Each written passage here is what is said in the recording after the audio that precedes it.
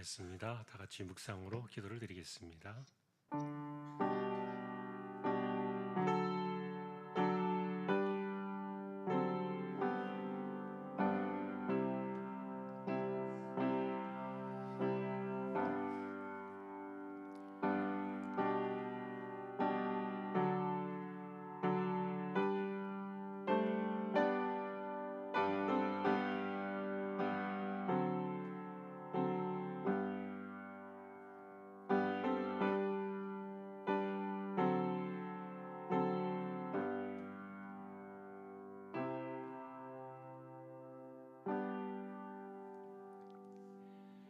주의 말씀은 내 발의 등이요 내 길의 빛이니이다. 하나님을 예배하려고 저희들이 모였습니다. 부족한 종들을 붙들어 주시고 성령께서 이 시간도 간섭하셔서 영과 진리로 예배케 하셔서 하나님 영광을 홀로 받으시옵소서. 예배의 시종을 의탁합니다. 존귀하신 예수 그리스도의 이름으로 기도하옵나이다. 아멘. 348장입니다.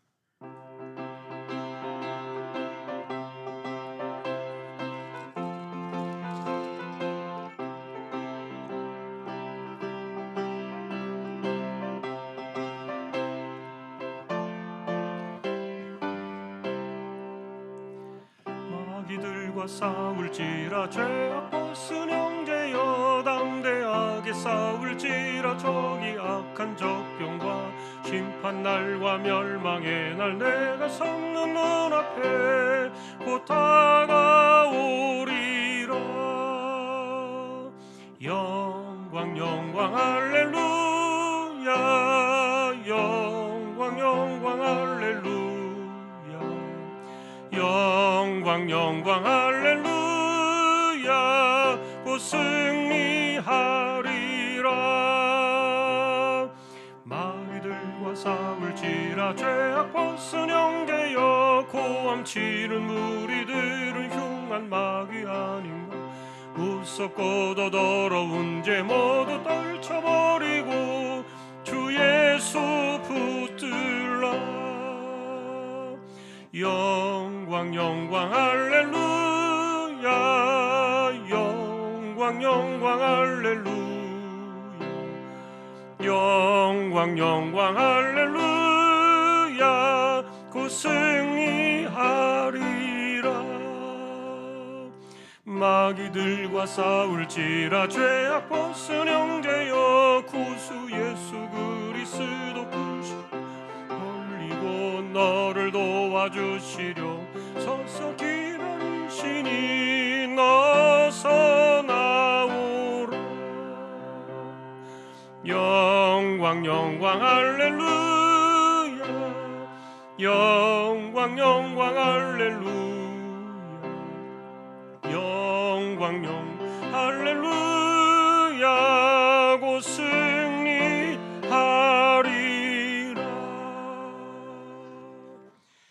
아멘. 강용수 권사님 기도하시겠습니다.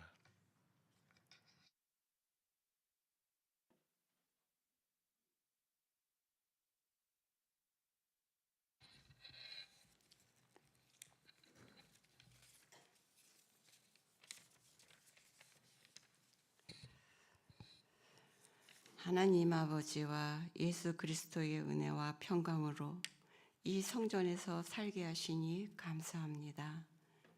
오늘도 영과 진리가 예배의 중심이 되시기를 비우며 겸손히 주 앞에 참된 모습으로 기도합니다. 내 입의 말과 묵상을 하시는 주님, 내려놓아야 할 것이 무엇인지 성찰하게 하옵시고 주께서 예비하신 선한 길 가기를 원하오니 원컨대 가르치소서. 주님, 주께서 예비하신 선한 길 가기를 원하옵나이다. 주님, 우리 마음에 오시어 절망하는 자와 연약한 자와 질고로 두려워하는 자를 넘어지지 아니하게 구원해 주소서. 우리가 주님 손을 잡고 소망을 품으며 그리스도 예수 안에서 주의 법에 순종하고 말씀으로 힘을 얻게 하시어 주님이 우리를 사랑한 것 같이 우리도 서로 사랑하며 예수님을 나타내는 삶을 살게 하옵시고 마음에 덕을 쌓는 법을 알게 하옵소서. 이번에 피택받은 성도들을 기억하시어서 주님과 더욱 깊게 소통하게 하시고 주님과 올바른 관계로 이끌어 주옵소서. 택하신 담임 목사님을 늘 성령 충만하게 하시어서 말씀으로 거듭나게 하시옵고 하나님이 주시는 빛 안에서 빛이 되게 하옵소서. 가장 좋은 것으로 채워주시는 하나님 감사합니다. 우리 주 예수 그리스도의 이름을 통하여 기도 올리옵나이다. 아멘.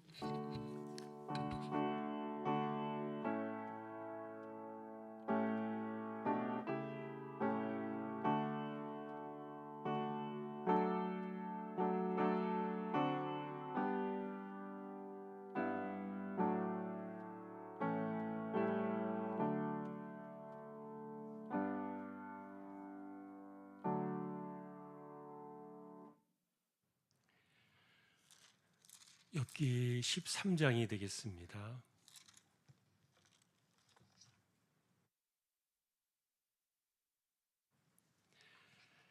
욥기 13장 오늘은 20절부터 14장까지 교독하겠습니다.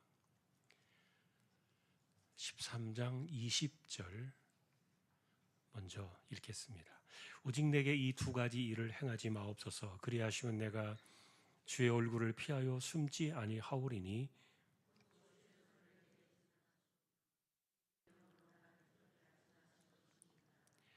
그리하시고 주는 나를 부르소서. 내가 대답하리이다. 혹 내가 말씀하게 하옵시고 주는 내게 대답하옵소서.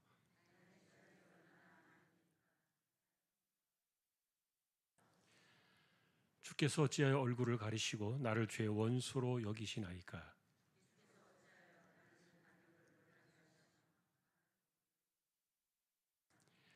주께서 나를 대적하사 괴로운 일들을 기록하시며 내가 젊었을 때에 지은 죄를 내가 받게 하시오며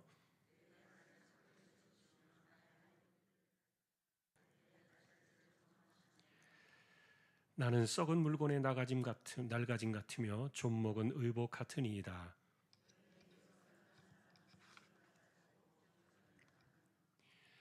그는 꽃과 같이 자라나서 시들며 그림자같이 지나가며 머물지 아니하거늘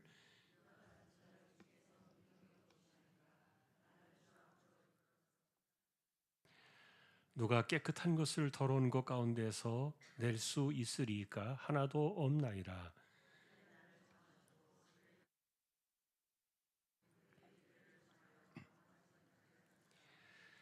그에게서 눈을 돌이켜 그가 품꾼같이 그의 날을 마칠 때까지 그를 홀로 있게 하옵소서.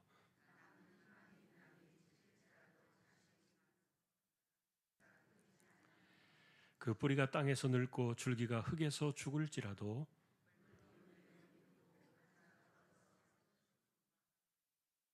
장정이라도 죽으면 소멸되나니 인생이 숨을 거두면 그가 어디 있느냐. 사람이 누우면 다시 일어나지 못하고 하늘이 없어지기까지 눈을 뜨지 못하며 잠을 깨지 못하느니라.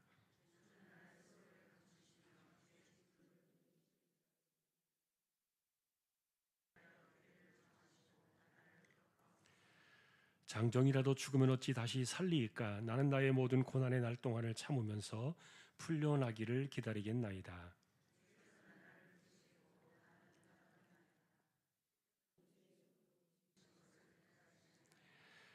그라운데 이제 주께서 나의 걸음을 세시오니 나의 죄를 감찰하지 아니하시나이까.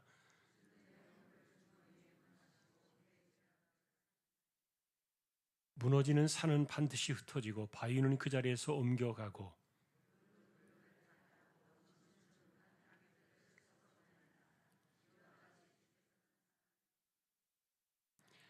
주께서 사람을 영원히 이기셔서 떠나게 하시며 그의 얼굴빛을 변하게 하시고 쫓아 보내시오니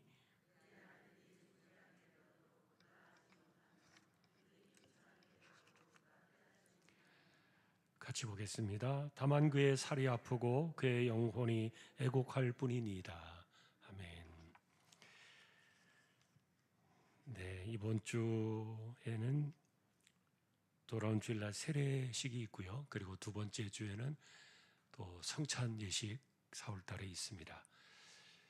예, 함께 또 우리가 준비해 주시면 좋겠고요. 그리고 두째 주 지나고 고난 주간이 되면 저희가 또 매년 하는 특별 새벽 기도회로 또 한 주를 드리게 되겠습니다. 셋째 주에는 이제 부활 주일이 되고요. 4월의 일정들 한번 기억하시고 또 우리가 함께 은혜로 준비해 주시면 좋겠습니다. 다른 내용들은 주보를 보아 주시면 되겠습니다. 35구역 구역 찬양이 있습니다.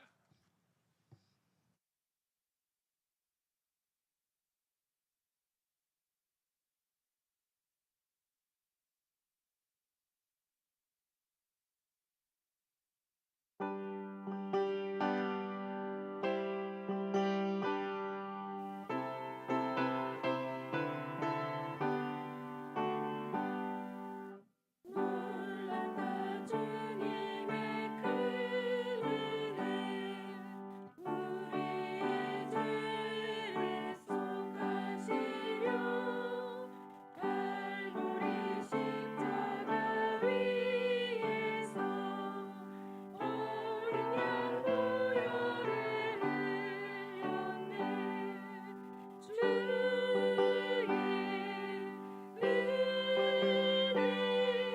우리의 죄를 다 씻었네 주의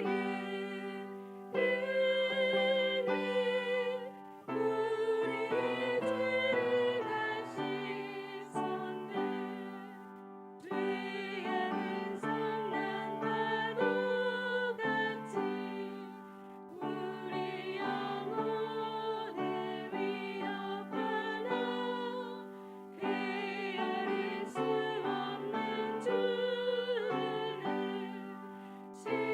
십자가에서 보이셨네 주의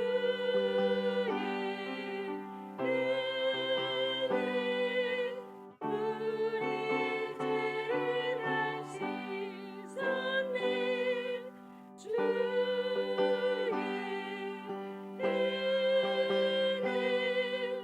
우리의 죄를 다 씻었네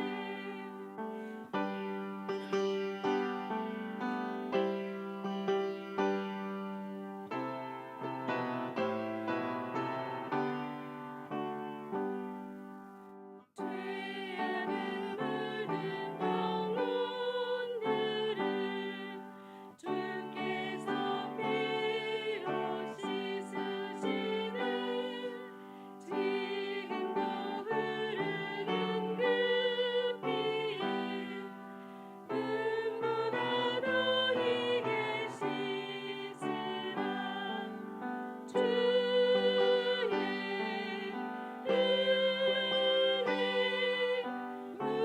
우리의 죄를 다 씻었네 주의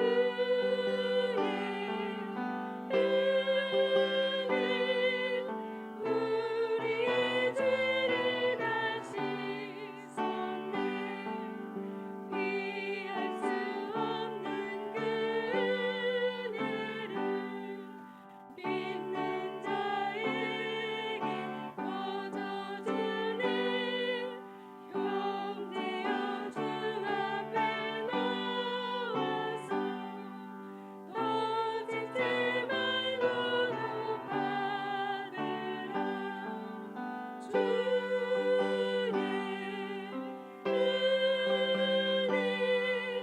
우리의 죄를 다 씻었네 주의 은혜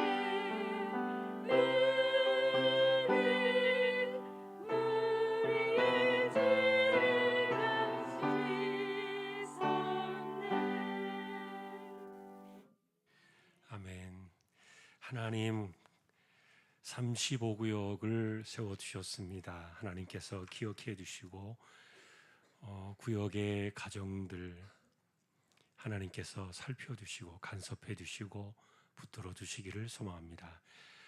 말씀 앞에 또 서려고 합니다. 부족한 종과 저희 모두에게 말씀으로 임재하여 주옵소서. 존귀하신 예수님의 이름으로 기도합니다. 아멘.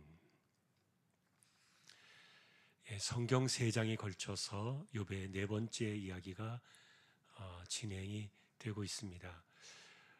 이 4번째 이야기는 3명의 친구들이 한번 다 돌았다 그랬죠. 마지막 이야기가 끝나고 욥이 4번째 이야기를 한 부분이었는데, 지난주에 보셨던 내용들은 한 장 절반이었는데 그 내용은 친구들에게 묻는 그 질문들이었어요.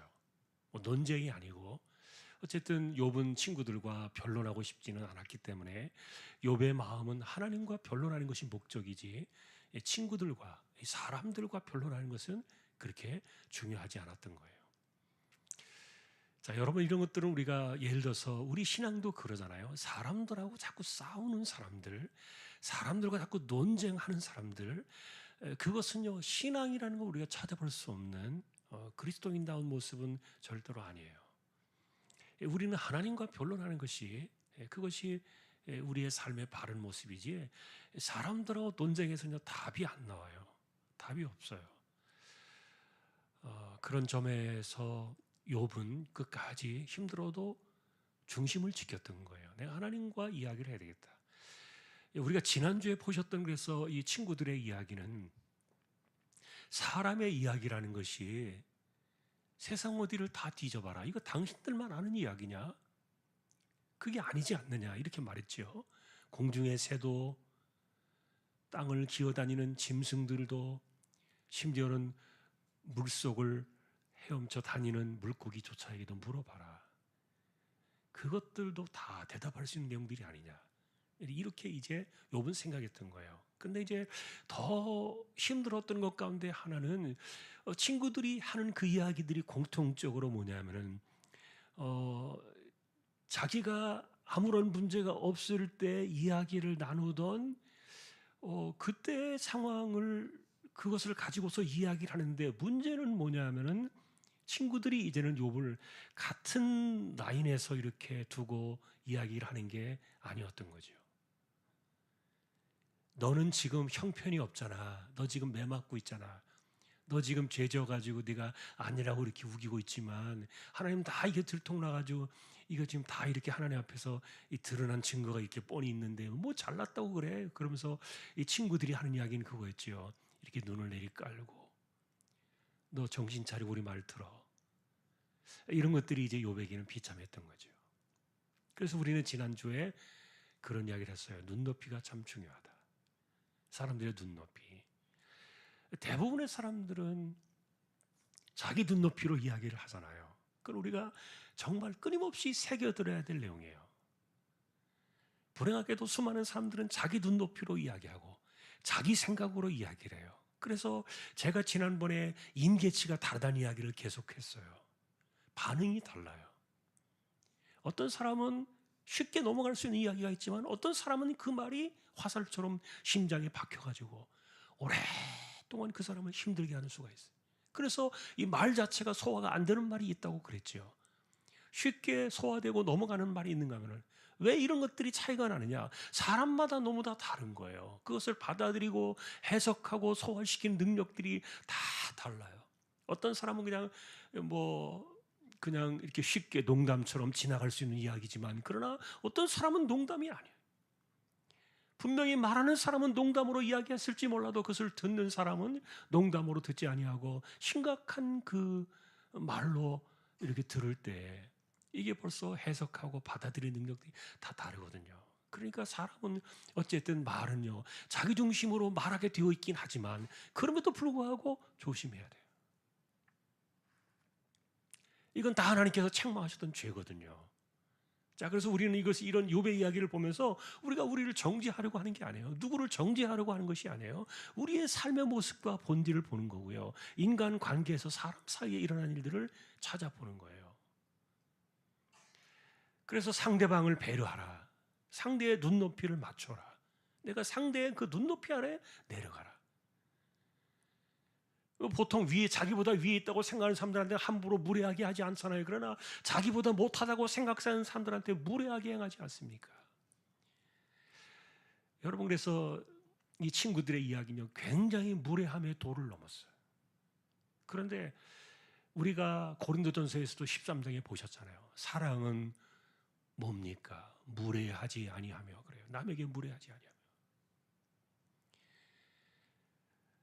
그래서 자기 아래에 있다고 생각되어지는 사람들, 자기보다 못하다고 생각되어지는 사람들, 내 말을 들어야 된다고 생각하는 사람들, 내가 가르쳐야 된다고 생각하는 사람들, 함부로 무례하게 말하는 사람들이요. 그게 어떤 결과를 가져올지 아무도 몰라요. 마태복음 18장에 어린아이 같은 사람 하나를 실족시키면은 차라리 연자맷돌을 목에 매달려 바다에 빠뜨려 죽이는 것이 낫다 그랬잖아요. 자기가 죽는 건지 그 사람을 죽이는 건지 어쨌든 둘 다 포함되는 그런 비유입니다만, 나는 몰라요. 난 그런 적이 없어요. 그러는데 자기가 던진 그 말이 연자맷돌이 돼가지고 누군가를 지금 바다에 빠뜨리고 있다는 거예요. 그러니 여러분, 눈높이 맞추는 게 얼마나 중요하겠어요. 친구들의 이 무례함, 여러분, 우리가 살면서요, 이 친해지면은 무례함이 나와요. 친해지면. 그래서 잘 모르면은 조심하잖아요, 사람들이 누구나.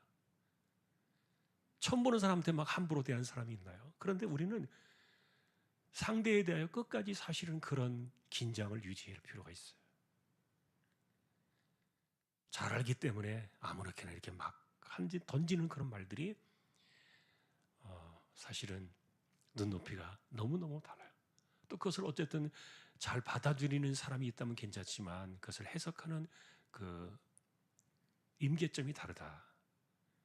자, 우리 한 번 더 이것을 생각해 보고요. 그래서 마지막에 해서는 안 될 말을 욥이 한 번 던졌죠. 나 같은 재앙을 당신들도 안 당할 거라고 생각하지 마라. 내가 뭐 이런 거, 내게 이런 것이 찾아올 줄 알고 내가 이렇게 살았던 사람인 줄 아느냐? 아니다. 나도 순식간에 만났다. 당신들도 여기에서 그런 일들이 찾아올 줄 어떻게 하느냐? 사실 이 이야기는 좋은 이야기는 아니었어요. 그럼에도 불구하고 어쨌든 사람들은 내가 다 그런 일을 겪을 수 있다는 거예요. 하루치에 난치일 수도 있고요. 갑자기 무서운 질병이 탁 들어올 수도 있고요. 사람이 쓰러져 나가는 것은 순식간입니다. 우리가 저는 이들의 이야기를 이렇게 보면서요, 사람의 생명이 모질지만 사람의 생명이 정말 모진다고 말하는데, 그런데 한편으로는요, 새수레에다가 코 박고도 죽는 게 사람의 호흡이에요. 순식간에 가요. 자, 그런 이야기들이 이제 욥이 친구들에게 하고 싶지 않았던 이야기를 어쨌든 했어요. 그리고 이제 오늘 후반부에는 하나님에 대한 변론을 이야기하는데, 오늘 우리가 이제 바라본 내용이 그겁니다. 자, 오늘 내용은 이제 파워포인트로 또 한번 보십시다. 계속해서 이제 욥이 바라고 있는 것은 하나님께 대한 자신의 무죄함을 입증받고자 하는 소송을 거는 거예요. 그래서 오늘 이 하나님을 향한 이 욥의 이야기는 자신의 최후 소송이에요. 하나님도 절대 피해가서는 안 되는, 피할 수 없는, 피해서도 안 되고 피할 수 없는, 보통 우리가 이제 법정에서 예를 들면은 내가 소송을 걸고 항고를 하고 그러면은 그거 반드시 해결해 줘야 되는 것처럼 욥이 지금 하나님께 하늘의 법정에 하나님을 향한 소송을 지금 낸 거예요. 나 반드시 하나님과 소송을 걸고 해야 됩니다. 이기려고 하는 것은 아닌데. 자, 그런데 이제 이렇게 하다 보니까 자, 그 다음 본을 봐봐요. 두 가지 소원을 내리는 거예요. 공개적인 소송을 요청했어요. 첫째로. 그것은 뭐냐면은 내가 왜 그러는지, 내가 왜 이래야 되는지, 그리고 그것이 아니라면은 내가 옳다는 것을 입증해 주든지, 이걸 갖다가 하나님께서 공개적으로 이제 밝혀 주셔야 된다. 예, 하나님께 대해서 이제 정면으로 이렇게 소송 제기를 한 거예요.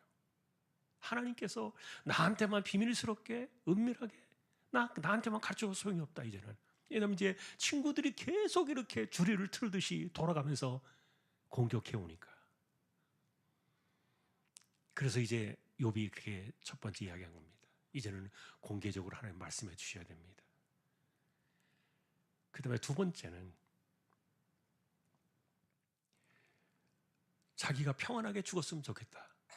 어쨌든 이제 오늘 우리의 이야기도 쭉 보면 아시겠지만 사람은 이제 죽으면 끝이 나는데, 그런데 지금 이야기를 쭉 보면은 욥이 현재 자기의 상황이 지옥 끝 밑바닥에 내려가 있는 것처럼 이야기를 하고 있어요. 내가 지금 지옥 끝바닥에 한 구석에 지금 떠밀려서 숨겨져 있는 거예요. 자, 그래서 이제 더 이상 괴롭힘을 당하지 않고 평온하게 줬으면 좋겠다는 이 말은 고통이 끝났으면 좋겠다는 그런 말이 아니라 친구들의 이와 같은 공격적인 이야기를 듣지 않았으면 좋겠다는 거예요. 자, 여러분, 그래서 우리가 이 소원을 아내는 평온한 죽음을 바라는 욥의 이야기를 보면서요, 사람을 힘들게 하는 것은 진짜 말이구나 한 번 더 우리가 생각하게 돼요. 자, 잃어버린 재산, 죽어버린 자식들, 그리고 떠나버린 자신의 이 무너져 내린 건강, 이건 돌이킬 수 없잖아요. 우리 식으로 말하면 쏟아진 물을 주워 담을 수 없는 것처럼 그쪽의 사람들은 우유를 쏟아서 다시 돌릴 수 없다 그랬죠. 그 사람들은 물 대신에 우유를 속담으로 쓰는데 쏟아진 우유를 다시 담을 수 없는데, 그런데 이것은 어쨌든 욥이 받아들이고 있는데 말이 더 힘든 거예요. 친구들의 말이. 참, 그래서 우리가 욥기를 보면서요, 이 말에 대한 이런 그 심각성, 중요성들, 말이 얼마나 끝까지 사람들을 괴롭히는가. 발도 없어요, 형체도 없어요. 그런데 이 말이 이게 심령을 너무너무 괴롭히는 거예요. 제발 그런 거 없이 평안하게 죽었으면 좋겠다. 그러니 사람의 어떤 이 평안을 깨는 가장 큰 요소는요, 사실은 가난이나 질병이 아니에요. 사실은 말이에요. 말이 사람의 이 평안을 깨뜨려요. 자, 그거 없이 죽었으면 좋겠다. 자, 두 번째 이야기가 그거고요. 그 다음에 또 마지막 이 공정한 재판의 이야기를 보면 사실은 이 공정한 재판의 이야기가 욥이 바라는 내용인데, 이 최후의 소송을 지금 걸었다 그랬잖아요. 최후의 소송을 걸었는데 이렇게 이야기해요. 하나님과 내가 같이 맞서서 변론할 수 있는 입장은 아니지만, 그러나 최소한 공정한 재판을 위해서 내게 이제 더 이상 손은 대지는 말아 주십시오. 하나님이 자신을 이렇게 괴롭히고 있다고 욥은 지금 갈수록 생각을 하고 있는 거예요. 더 이상 내게는 손을 대지 마시고 또 더 이상 나를 이제 하나님의 그 위험으로 이렇게 찍어 눌러 내리지 마십시오. 나를 찍어 누르지 마십시오. 그래서 하나님과 맞설 수 있는 그런 존재는 아니지만, 그러나 하나님 앞에서 공정하게 내게 물으시면 내가 답하고, 내가 또 질문하면 하나님께서 내게 답해 주시고, 제발 그렇게 공정한 재판이 되게 해 주십시오. 이게 이제 욥이 지금 말하고 있는, 하나님께 기도하면서 하려고 있는 이야기예요. 자, 그 다음 보시면요, 법정에서의 욥이 이제 이렇게 이야기하는 겁니다. 만일에 그 하나님께서 하늘 법정을 열어주신다면 도대체 나의 죄의 목록은 뭔가? 나의 허물과 죄가 뭐길래 하나님이 나를 이렇게 찍어 내리시는가? 그 목록을 좀 보여주십시오. 그런데 이제 중요한 것은 아무리 생각해도 욥은 자기가 그런 고통을 당할 만한 이유가 없는 거예요. 도대체 내가 왜 이렇게 당해야 되는지 아무리 돌이켜보고 생각을 해봐도 그걸 받아들일 수가 없는 거예요. 그래서 이제 하나님 앞에 목록을 달라 그러는 거죠. 제발 좀 목록을 좀 줘보십시오. 너 이것 때문에 그래, 이런 거 너 있었잖아. 그게 도대체 뭔지 좀 알았으면 좋겠다. 자, 그래서 욥은 이 기도가 이 하나님 앞에서의 이야기가 끝나기까지 욥은요 자신의 정당함을 이야기해요, 하나님 앞에. 그러면서 자기의 고통이 부당하다. 하나님께서는 이런 바람에 날리는 낙엽 같은, 떨어지면 사라져버리는 먼지 같은 인생들을 왜 쫓아오셔서 이렇게 고통을 주시는가? 너무 부당하다. 그리고 세 번째는 하나님의 감시가 너무 심하다는 거예요. 그 자기 같은 인생이 뭐가 중요하다고, 하나님 앞에서는 그냥 아무런 존재도 아닌데, 그냥 지나가 버릴 존재인데 왜 하나님께서 굳이 나에게 이렇게 집중적으로 감시하시면서 마치 발을 착고에 채워놓고 이렇게 어디로 걸어가는가를 지켜보는 것처럼 부릅뜬 눈을 가지고 이 신의 눈빛으로 나를 감시하시는 게 이게 나 너무 부당하다. 하나님 나한테 왜 이러시느냐. 그 다음에 이제 마지막 또 네 번째는 생명의 약화됨을 이야기를 하는데, 이미 썩어버린 물건처럼 자신의 삶이, 인생이, 몸도 썩어져 가고 있고, 그 좀 먹은 의복처럼 여기저기 다 인생이 헤어져 버리고 몸 자체가 그렇게 돼버렸는데, 그러니까 이런 상황들이 쭉 있으면서 욥은 이제 하나님 앞에 부당하다, 소위 말하면 이제 억울하다는 거죠. 하나님 억울합니다. 왜 나 같은 인생에게 이렇게 매달리셔가지고 이렇게 끊임없이 나에게 뭔가를 지켜보고 계십니까? 자, 법정에 섰을 때를 가상으로 하면서 하나님 앞에 지금 들으시는지 안 들으시는지 모르겠지만 욥이 이야기를 하는 거예요. 예, 그 다음 보십시다. 자, 이것은 인간의 미천함을 이야기하는 겁니다. 자기가 얼마나 미천한 존재인가. 피었다가 지는 꽃처럼 인생이 사라진다. 얼마나 짧은 수명인가. 또한 미끄러져가는 그림자처럼 인간은 얼마나 덧없는 존재인가. 그리고 인간은 아무리 길을 써봐야 하나님이 정하신 날과 그 달수를 넘어가지 못하지 않는가. 뭐 100년초를 찾아가고 뭡니까? 뭐 불로초, 뭐 영생, 뭐 이런 것들을 찾아서 사람들이 여기저기를 헤매고 세상을 다 뒤져도 사람에게는 그런 것이 없죠. 하나님이 딱 정하신 그 날수를 넘어갈 수 없으니까. 넌 거기까지야. 그러면 다 끝나는 거 아닙니까? 자, 인간의 미천함이 이러하다. 그러니 품꾼의 삶, 이거는 이제 품꾼처럼 하루를 마칠 수 있게 해달라.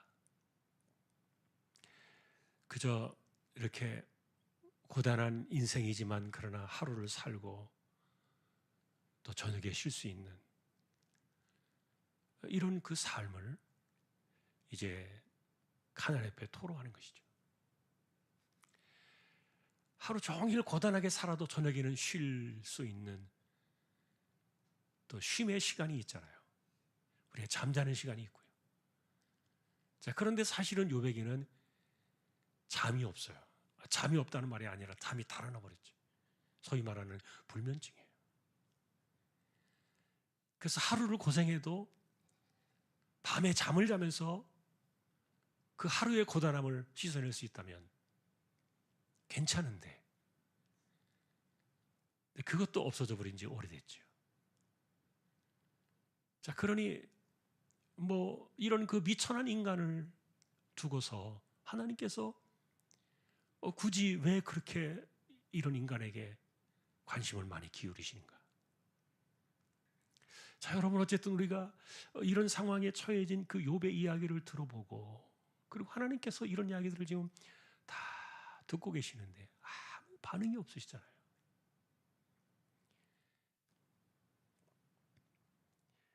자, 그 다음에 또 비교를 합니다. 미천한 인간의 삶이 뭐냐? 나무하고 이렇게 비교를 해요. 사실 여러분, 고목나무에도 꽃이 핍니다. 죽어버린 나무 같은데, 그런데 뿌리가 썩은 것 같고 그루터기가 마른 것 같은데 물이 들어가고 그러면 또 새순이 나와요. 근데 그런 나무를 보니까 욥이 나무와도 비교가 안 되는 거죠.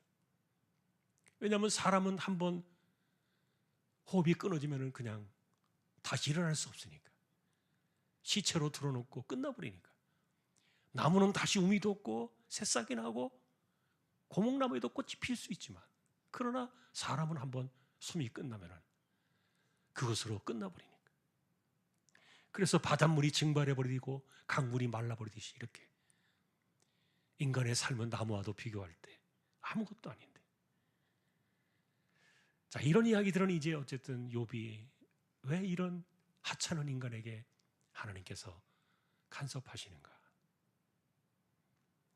예, 그런 하소연의 기도였죠. 자, 그 다음에 또 보시면요, 죽음과 부활에 대한 질문을 합니다.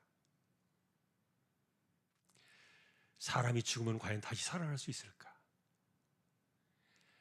자, 사실은 이 부활에 대한 이야기는요, 이 당시의 초기에는 부활에 대한 개념이 없던 시대예요.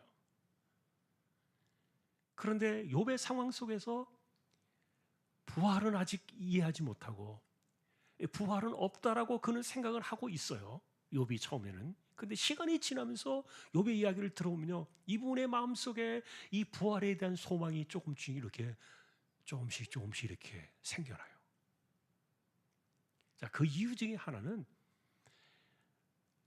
마지막에 이제 하나님께서 자기를 이렇게 끝내버리시는 것은 하나님의 공의에 맞지 않다. 절대 하나님 이러실 수 있는 분이 아니시다. 뭔가 어떻게 하나님께 답을 주시지 않겠는가. 자, 그러나 이제 어쨌든 자기는 죽잖아요. 죽음은 사실 호흡이 끊어지면 끝나잖아요. 그럼에도 불구하고 그런 가운데서 하나님이 자기에게 답을 주셔야만 한다면 나는 다시 하나님 앞에 서서 하나님의 이야기를 듣는 날이 와야 될 것이다. 그러니까 지금 이렇게 끝난다 할지라도 반드시 하나님은 내게 답을 해 주셔야 된다. 이런 이야기가 부활의 가능성으로 욥을 이끌어 갔던 거예요. 자, 그런데 이제 두 번째, 자기의 처지가 수월입니다. 수월. 여러분, 수월이라는 말이 지옥이잖아요. 지옥.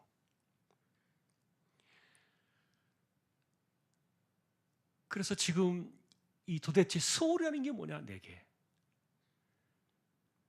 오히려 자기는 죽는 게 휴식처라는 거예요.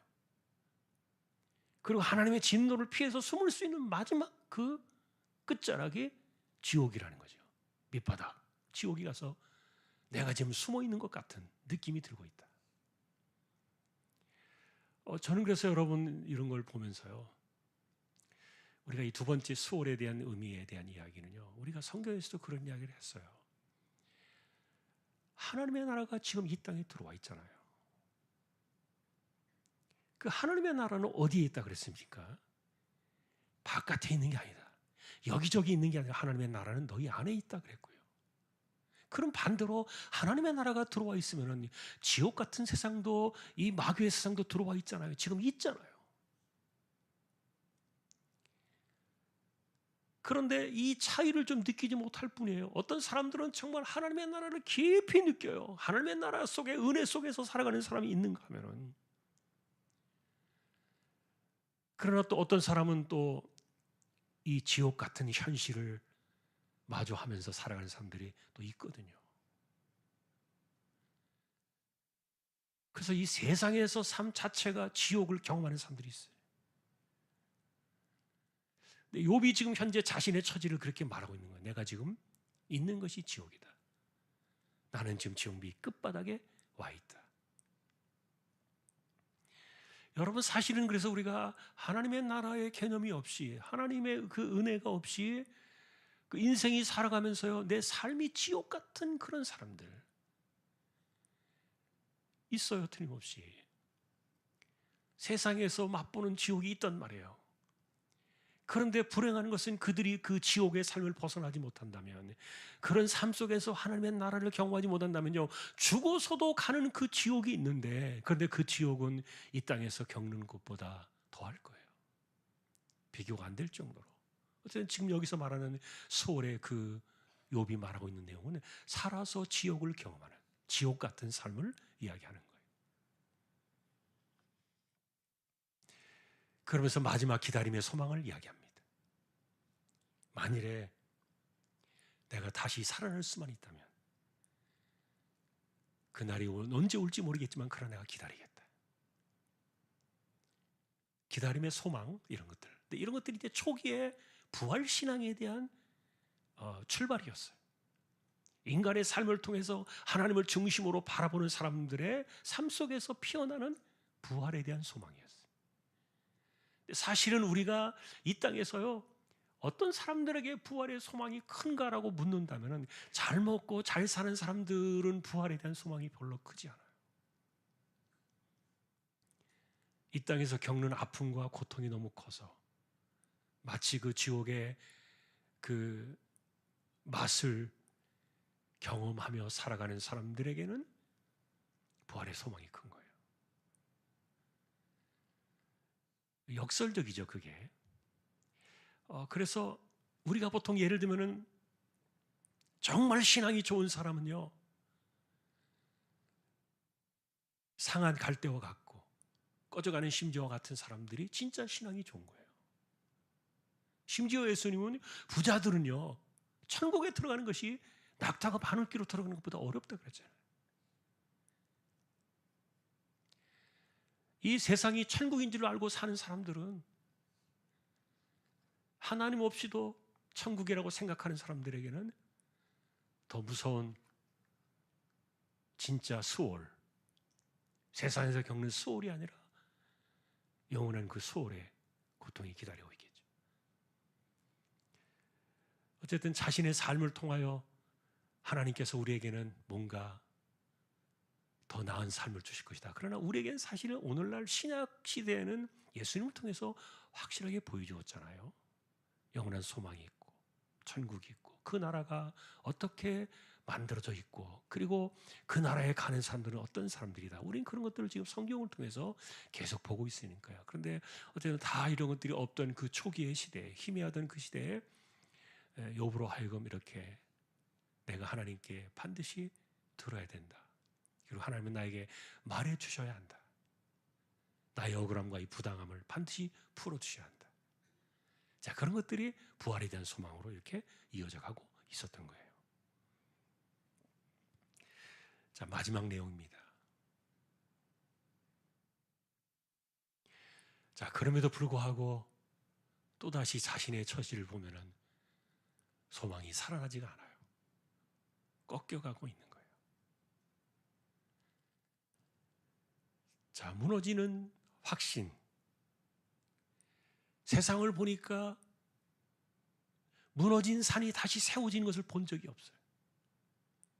씻겨나간 흙이 자리로 돌아오는 것을 본 적이 없어요. 그러니까 한번 이렇게 무너져 버린 이런 인생이 어떻게 다시 돌아올 것인가? 확신이 없어요. 그 다음에 자신의 얼굴을 보니까 이게 사람의 얼굴이 아니라 흙빛이에요. 우리가 그런 얘기 했잖아요. 사람을 흙으로 돌아가게 되어 있기 때문에 시간이 지날수록 흙으로 변해요. 흙빛으로 변해요. 피부가 그렇게 변해요. 점점 더 우리가 가고 있는 거예요.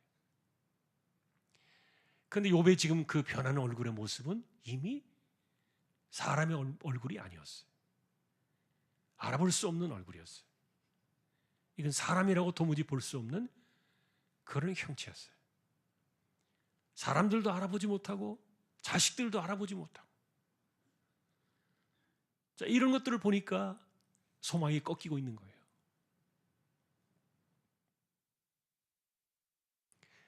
자, 그럼에도 마지막 이 새로운 시작에 대한 이 희망은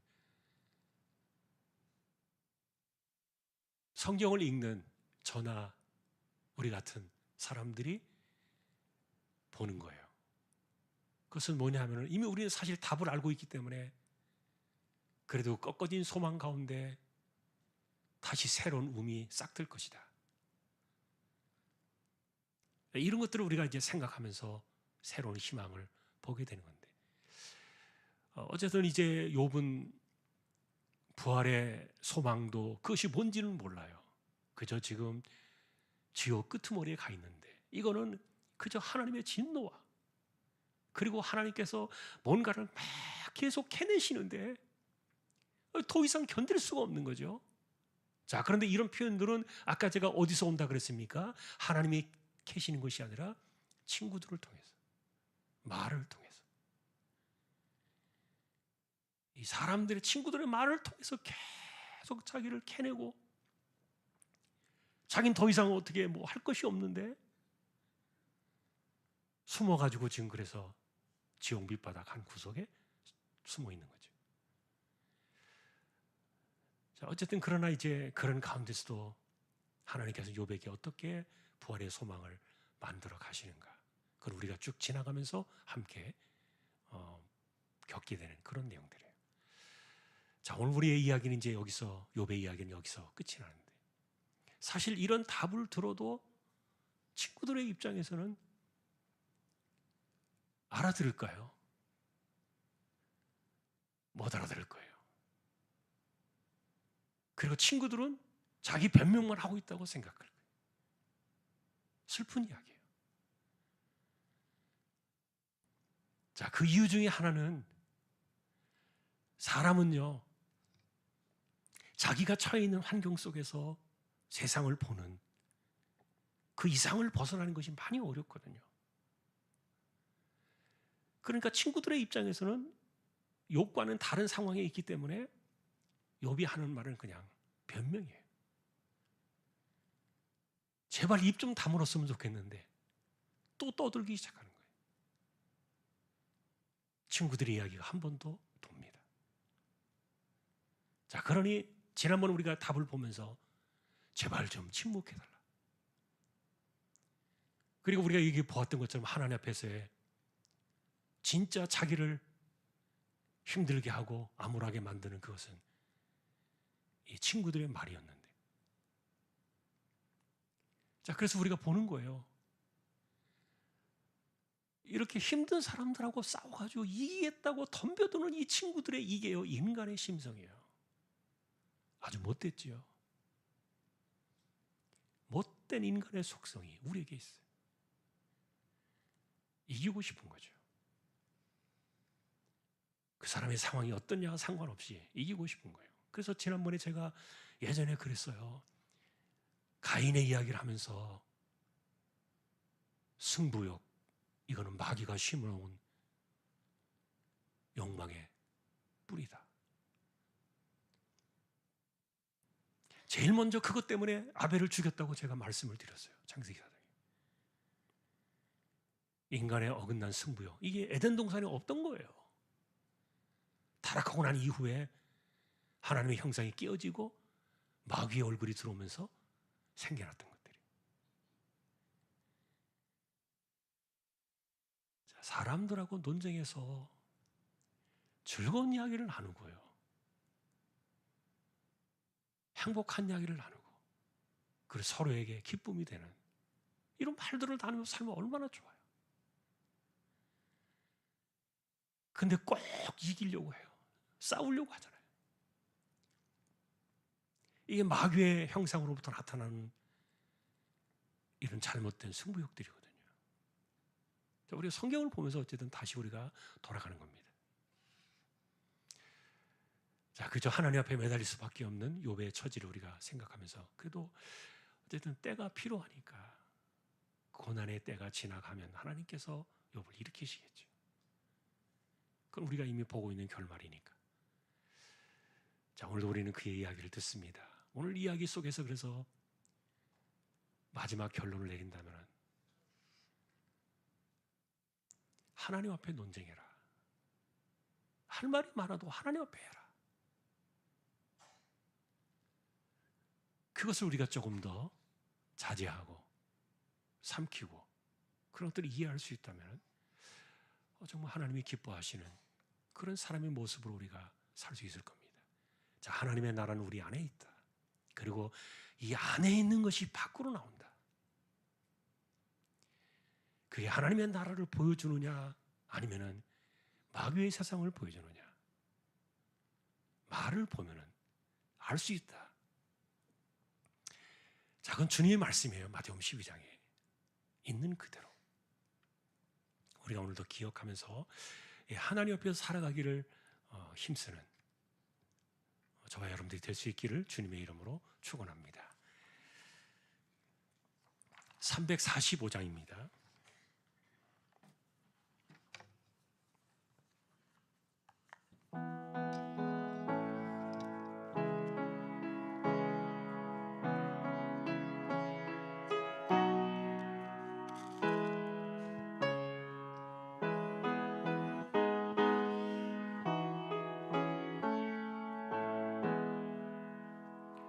캄캄한 밤 사나운 바람 불 때 만경창파 망망한 바다에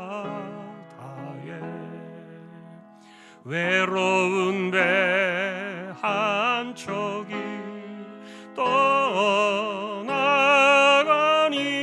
떠나가니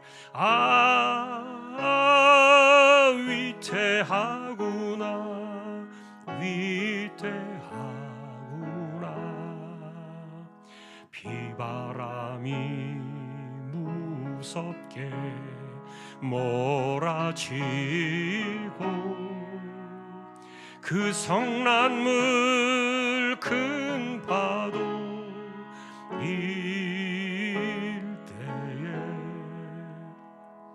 저 뱃사공 어쩔 줄 몰라 하니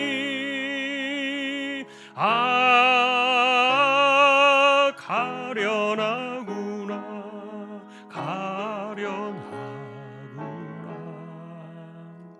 절망 중에 그 사고 떨면서도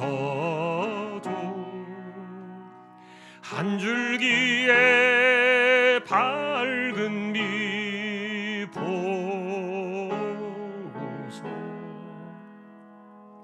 배 안에도 하나님 계심 믿고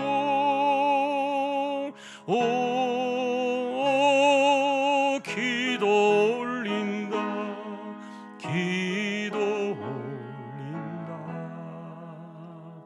아버지여 이제일 굽어보사 성난풍랑 잔잔케 하시고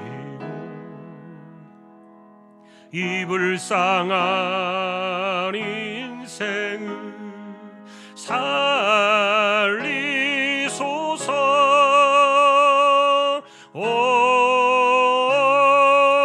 우리 하나님 우리 하나님 모진 바람 또 험한 큰 물결이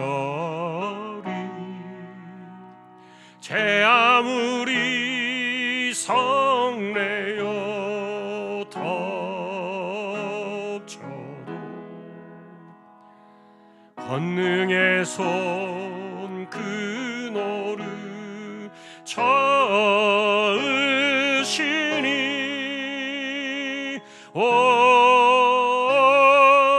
잔잔한 바다 잔잔한 바다 아멘. 오늘 우리가 주여 한번 외치고 기도를 드릴 때요 이 땅을 살아갈 때 사람들과 논쟁하지 않고 하나님 앞에 변론할 수 있는 그 하나님 앞에서 사는 삶을 살게 해주십시오. 기도해야 돼요. 또 이 나라 이 민족 내일 모레 이제 헌재 결정이 나는데 나라가 쪼개지지 않고 안정된 길로 돌아갈 수 있도록 기도해 주시고요. 우리 자녀들 학업을 공부하는 우리 어린 친구들부터 또 청년들 결혼과 직장 생업을 이어가는 우리 자녀들을 위해서 너희 자녀를 위하여 울라 하셨던 말씀을 기억하면서 기도하시고 우리 가운데 병약한 사람들, 아픈 사람들, 또 미얀마 땅의 지진으로 고통하는 그 나라에 불쌍히 여겨주시도록 우리 함께 주여 외치고 기도를 드리겠습니다. 주여, 하나님 아버지, 사람을 정말 힘들게 하는 것이 무엇인가를 우리가 욥을 통하여 배우게 하시고 지옥 끝까지 쫓아가서 사람들을 말로 고통을 주고 괴롭히는 이런 일들이 욥의 친구들의 삶을 통하여 일어나는 모습들을 바라보면서 그런 가운데도 사람들과 변론하지 아니하고 논쟁하지 아니하고 오직 하나님 앞에 자신의 삶을 드리려고 힘을 다하여 하나님을 찾고 있는 욥을 바라보며 이것이 하나님 앞에 우리가 하나님이 기뻐하시는 모습이라는 것을 한 번 더 생각하며 살아가는 우리 모두 되게 하여 주옵소서. 이 땅을 살아가는 가운데 우리가 하나님의 나라를 살아가게 하시고 마귀의 세상을 살아가지 아니하도록 주여 우리 모두를 붙들어 주시고 하나님의 형상을 우리가 새겨나가며 그리스도의 사랑이 우리 안에서 우리의 인생을 만들어갈 수 있도록 은혜를 도와여 주시기를 소망합니다. 이 나라의 민족을 불쌍히 여겨주셔서 이제 오랜 시간의 이 혼란과 분쟁이 헌재의 결정으로 마무리가 되게 해주시고 나라가 분쟁되지 않게 하시고 화합하여 다시금 일어나고 이 어려운 때를 잘 세워나갈 수 있도록 하나님 간섭하시고 은혜를 도와여 주시기를 소망합니다. 산불이 안정되게 하셔서 감사합니다. 화재로 인하여 고통을 당하는 이재민들은 하나님께서 긍휼히 여겨주시고 다시 한번 우리가 힘을 다하여 일어날 수 있도록 소망의 은혜를 더하여 주시기를 소망합니다. 하나님, 우리 가운데 병약한 사람들이 있습니다. 모든 사람들이, 가난한 사람들이 있습니다. 이 땅을 힘겹게 살아가는 이들이 있습니다. 오늘도 그들을 기억하여 주시고 은혜를 더하여 주십니다. 우리 자녀들 어린 생명으로부터 학업을 진행하고 있는 우리 자녀들에게 지혜를 더해 주시고 바른 길로 가게 하여 주시며 생업과 직장과 결혼을 바라보며 준비해 나갈 우리 자녀들 청년들의 삶에도 은혜를 더하여 주시기를 소망합니다. 오늘도 이 땅을 긍휼히 여겨 주시고 우리 조항의 식구들을 돌아봐 주시고 은혜 위에 은혜를 더하여 주옵소서. 저 우리에게 바른 신앙의 길을 가게 하여 주옵소서.